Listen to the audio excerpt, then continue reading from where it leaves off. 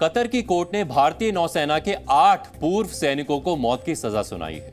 Israel Hamas की जंग के बीच खाड़ी देश कतर का यह फैसला भारतीयों को हैरान कर रहा है। कतर के इस फैसले से भारत सरकार भी स्तब्ध है। पिछले वर्ष अगस्त में भारतीय नौसेना के इन 8 पूर्व सैनिकों को गिरफ्तार किया गया था और अब इन 8 भारतीयों को वहां की एक कोर्ट ने फांसी की सजा सुनाई है। इन लोगों पर जासूसी का आरोप लगाया गया है। कतर के इस फैसले को लेकर सभी के जहन में एक ही सवाल है कि क्या एक छोटा सा खाड़ी मुल्क भारतीय नौसेना के पूर्व अधिकारियों को फांसी के फंदे पर लटका देगा? इसीलिए आज हमने उन विकल्पों और उन संभावनाओं का डीएनए टेस्ट करने का फैसला लिया है जो इन 8 भारतीयों और भारत सरकार के पास है। आज विदेश मंत्री एस जयशंकर ने उन 8 भारतीय नागरिकों के परिवार के सदस्यों से मुलाकात की जिन्हें कतर की अदालत ने मौत की सजा सुनाई है। एस जयशंकर ने इसको लेकर सोशल मीडिया प्लेटफॉर्म एक्स पर लिखा कि भारत सरकार इस मामले को सर्वोच्च महत्व दे रही है।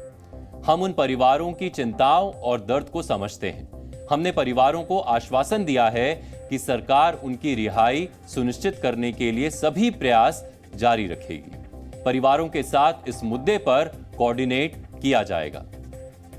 भारत से 2885 किलोमीटर दूर कतर से आए इस फैसले ने दोनों देशों के बीच तनाव बढ़ाया है। भारत सरकार अपने 8 पूर्व नौ सैनिकों को बचाने के लिए हर संभव कोशिश कर रही है।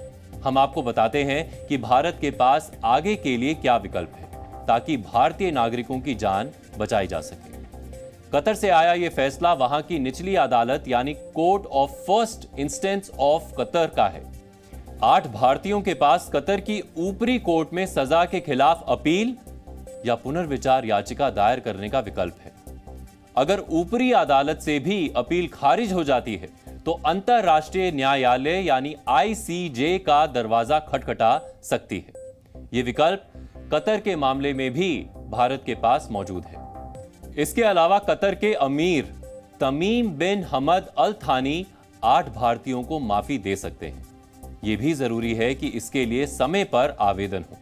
कतर के अमीर वर्ष में 2 बार ऐसी सजा को माफ करते हैं और निश्चित तौर पर भारत अपील करने में देरी नहीं करेगा।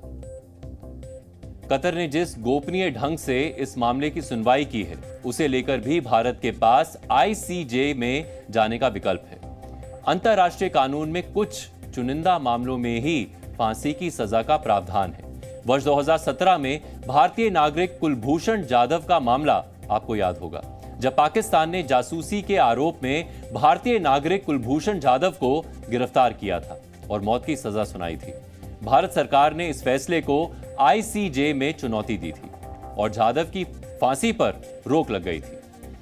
भारत के लिए यह गंभीर मामला है। हालांकि ये इतना संवेदनशील और गोपनीय है कि इसको लेकर ना कतर खुलकर कुछ बोल रहा है और ना भारत। इस तरह के मामले जब सामने आते हैं तो सजा पाए लोगों के पास क्या विकल्प होते हैं, इस पर आज हमने एक्सपर्ट से बात की है, जिसे आज आपको जरूर सुनना चाहिए।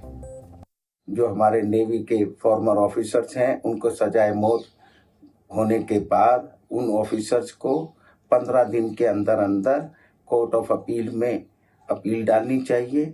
अगर वहां से भी रिलीफ नहीं मिलता है तो कोर्ट ऑफ सक्सेशन जो हाईएस्ट कोर्ट है कतार के उसमें डालना चाहिए।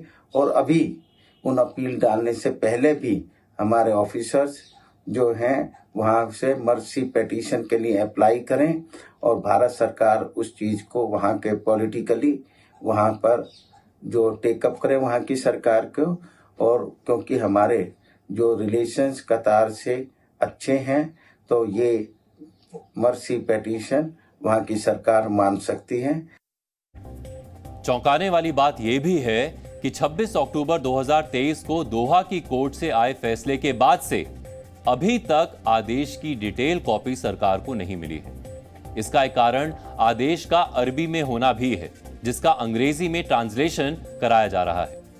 कतर की अदालत ने 8 भारतीयों को लेकर जो फैसला सुनाया है वो वाकई में हैरान करने वाला है।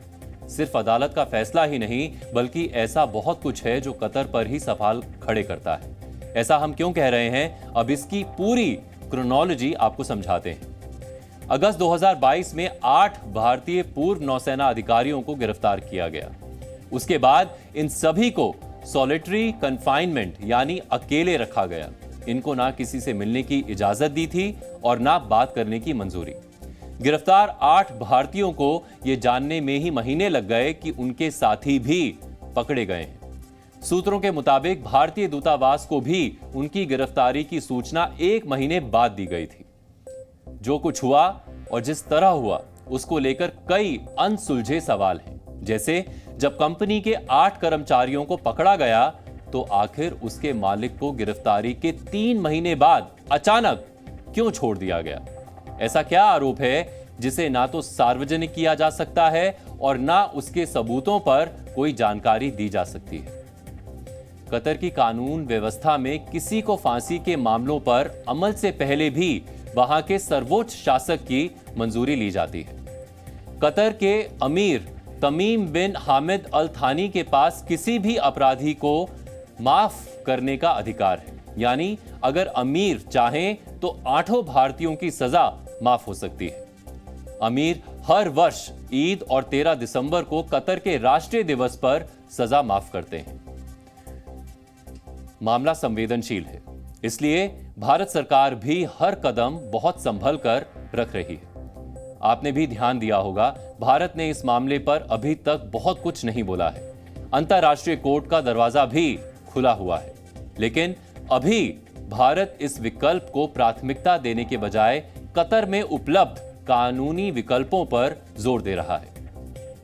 अब मैं आपको एक और विकल्प के बारे में बताता हूं जो सबसे अहम साबित हो सकता है, और यह विकल्प है भारत की डिप्लोमेसी। मध्य पूर्व के कई देशों से भारत के अच्छे संबंध हैं। भारत कतर के पड़ोसी देशों से मदद मांग सकता है या उस पर इंटरनेशनल प्रेशर बनाने की कोशिश कर सकता है। कतर के पड़ोसी मुल्क सऊदी अरब और यूएई से भारत के अच्छे संबंध हैं, लेकिन दिक्कत यह है कि कतर के इन देशों के साथ संबंध कुछ ज्यादा अच्छे नहीं हैं। वर्ष 2017 से 2021 तक सऊदी अरब, यूएई, बहरीन, इजिप्ट और ओमान ने 4 वर्षों तक कतर से अपने सभी डिप्लोमेटिक रिलेशंस खत्म कर लिए थे। इन देशों का आरोप था कि कतर आतंकवाद का समर्थन करता है। कतर के ईरान और टर्की से अच्छे संबंध हैं, लेकिन इसकी संभावना कम ही है कि भारत कतर पर दबाव बनाने के लिए इन देशों का इस्तेमाल कर पाए। अमेरिका और कतर के संबंध अच्छे हैं। दरअसल मिडिल ईस्ट में अमेरिका का सबसे बड़ा सैन्य बेस कतर में ही है। भारत अमेरिका के जरिए भी कतर पर दबाव बना सकता है, लेकिन मामला अगर जासूसी और राष्ट्रीय सुरक्षा का है तो हो सकता है कि अमेरिका भी इसमें दखल ना दे। मैं समझता हूँ ये लोग अगर दोनों लोग वहाँ पे डील करते हैं अपने लेवल पे, तो इनको लाने में दिक्कत नहीं होनी चाहिए। इसलिए कि बहुत से ऑप्शंस हैं, उनके पास भी हमारे पास भी, फिर हर साल जो वहाँ के राजा हैं वो उनके पास वो हर साल बहुत से लोगों को छोड़ते भी हैं, खासतौर से रमज़ान में के मौके पे क्लेमेंसी मिलती है, उसमें लाया जा सकता है या उससे पहले भी लाया जा सकता है। भारत का एक काफ़ी बड़ा दबदबा है उस पूरे क्षेत्र में। हमारे बहुत पुराने संबंध हैं, हज़ारों साल के, और मुझे तो उम्मीद है कि ये नहीं कर सकते ऐसा। और एक मित्र देश होने के नाते हम समझते हैं कि ये मसला अमिकेबली आपस में बातचीत से सुलझ सकता है। ये एक विकल्प हो सकता है कि अमेरिका से भी हमारे अच्छे संबंध हैं, सऊदी अरेबिया से भी बहुत अच्छे संबंध हैं, लेकिन भारत की ऐसी नीति रही नहीं है। और अभी जल्दी है, हमें कुछ समय वेट करना चाहिए, देखना चाहिए। जयशंकर जी जो फॉरेन मिनिस्टर हमारे, उन्हीं ने कहा है कि वो इसको टेकअप करेंगे, इस केस को आगे बढ़ाएंगे। कतर में कानून काफी सख्त है। इस इस्लामिक मुल्क की अदालत बहुत तेजी से फैसले सुनाती है। कतर में जासूसी, देशद्रोह, आतंकवाद, ईश निंदा, समलैंगिकता, हत्या, बलात्कार जैसे अपराधों में मौत की सजा हो सकती है। ध्यान देने वाली बात यह है कि कतर में बेहद गंभीर मामलों में ही मौत की सजा पर अमल किया जाता है। आखिरी बार यहां मौत की सजा वर्ष 2020 में दी गई थी और उससे पहले वर्ष 2003 में फांसी की सजा सुनाई गई थी। यानी 20 वर्षों में सिर्फ 2 लोगों को फांसी की सजा हुई है। ऐसे में अगर सभी 8 भारतीयों को फांसी की सजा दी जाती है तो यह काफी चौंकाने वाली बात होगी। कतर में आतंकवाद एक ऐसा मामला है जिस पर फांसी की सजा दी जाती है। क्योंकि यह मामला आतंकवाद से जुड़ा नहीं है, इसीलिए यह संभावना है कि भारतीयों को मिली फांसी की सजा कम कर दी जाए या फिर उम्र कैद में बदल दी जाए। इसके अलावा भारत कतर पीनल कोड के आर्टिकल 92 का भी इस्तेमाल कर सकता है। कतर पीनल कोड के आर्टिकल 92 के अनुसार कतर की अदालतों को यह अधिकार है कि वो मौत की सजा को 5 वर्षों तक की सजा में बदल सकती है। सवाल है कि अगर ये मामला जासूसी का है तो कतर भारत को इससे जुड़े सबूत या जानकारी क्यों नहीं दे रहा? ऐसा पहली बार नहीं है जब कतर की अदालत ने किसी विदेशी को मौत की सजा सुनाई हो, लेकिन बाद में सजा को पलट दिया गया था।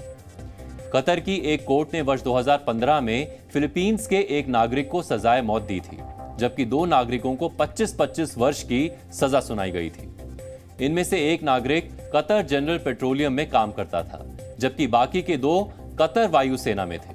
आरोप यह था कि वायुसेना में काम करने वाले दोनों नागरिक कतर जनरल पेट्रोलियम में काम करने वाले नागरिक को खुफिया जानकारी देते थे। फिलीपींस के नागरिकों पर आरोप लगा कि कतर की खुफिया जानकारी ये फिलीपींस पहुंचा रहे हैं। कतर की अदालत ने इसे राष्ट्रीय सुरक्षा से गद्दारी करार दिया था। इस मामले में फिलीपींस के उस नागरिक को मौत की सजा सुनाई गई थी जो कतर पेट्रोलियम में काम करता था, जबकि एयरफोर्स के 2 नागरिकों को 25 साल की सजा सुनाई गई थी। फिलीपींस सरकार ने इस मामले में तुरंत एक्शन लेते हुए कानूनी विकल्पों के साथ मोर्चा संभाला। कतर की कोर्ट में सजा के फैसले को लेकर अपील की गई और कोर्ट ने मौत की सजा कम करके आजीवन कारावास में बदल दी। वायुसेना के 2 लोगों को 25 साल की सजा भी घटाकर 15 साल की कर दी गई।